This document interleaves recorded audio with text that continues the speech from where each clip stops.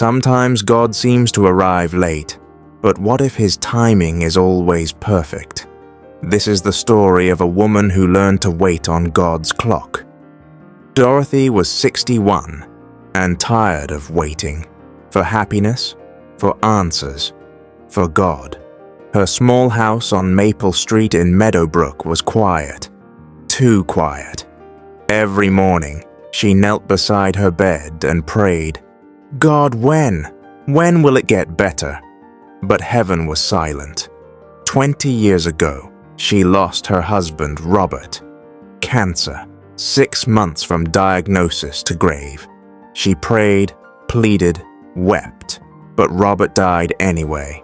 That was when she first doubted God's timing. She had 2 daughters, Sarah and Emily. After Robert's death, Sarah moved to California, Emily to New York. Both promised to visit often. Both broke their promise. Years drifted by. Dorothy grew older. Her knees ached.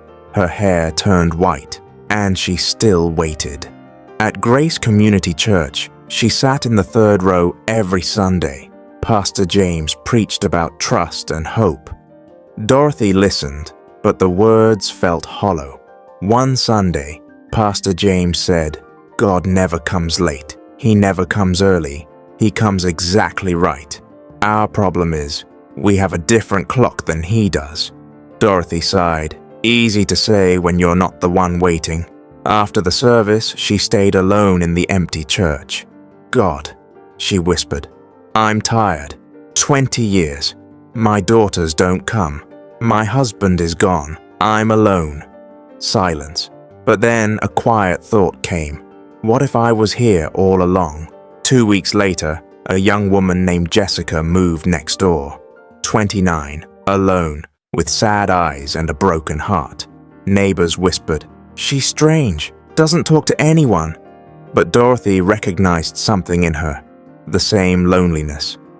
One day, Jessica walked past Dorothy's garden, eyes red from crying. "Do you believe in God?" she asked quietly. "Yes," Dorothy said, sometimes doubting. "But yes," Jessica's voice broke. "I stopped believing 3 years ago." "Come inside," Dorothy said. "I'll make coffee." In the kitchen, Jessica shared her story. 3 years ago, she lost a baby. Stillborn. Her husband left. Her family blamed her. "You didn't pray enough," they said. Jessica had lost everything. Her faith, her family, herself. Dorothy listened silently. Then she spoke. "Jessica, I've waited 20 years for answers. But maybe God's answer isn't always a word. Maybe sometimes it's a person. Maybe you're here because God sent you to me. And I'm here because He prepared me for you." She paused. "I waited 20 years wondering why I was lonely. Maybe the answer was, so I could understand your pain today. Not just with words, but truly feel it." Tears ran down Jessica's face. "Do you really believe God's timing is perfect?" Dorothy smiled. "I'm learning it, together with you." That night, Dorothy prayed differently. No more questions. Instead, 5 words that changed her heart. "God, your time is right." Weeks passed. Dorothy and Jessica became inseparable. Coffee every morning.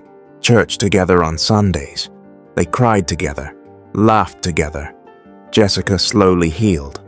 Not because Dorothy had great wisdom, but because she was simply there. She understood. And Dorothy realized something beautiful. Her 20 years of loneliness weren't wasted. Every tear, every lonely night had prepared her for Jessica. One evening on the porch, Jessica said, "Ms. Dorothy, without you, I wouldn't be here anymore." Dorothy took her hand. "You saved my life too. You showed me why I had to wait. God was never late. I just didn't understand His clock." 6 months later, Emily called crying. "Mom, I'm sorry. My marriage fell apart. Can I come home?" "Yes, baby, come home." Emily arrived, thinner, tired, broken, but Dorothy was ready. Her months with Jessica had prepared her for this moment too. "Mom," Emily asked, How did you survive alone all those years? I stopped asking when, God, and started saying, God, your time is right. Not because I understood, but because I chose to trust. Years later, Dorothy turned 75.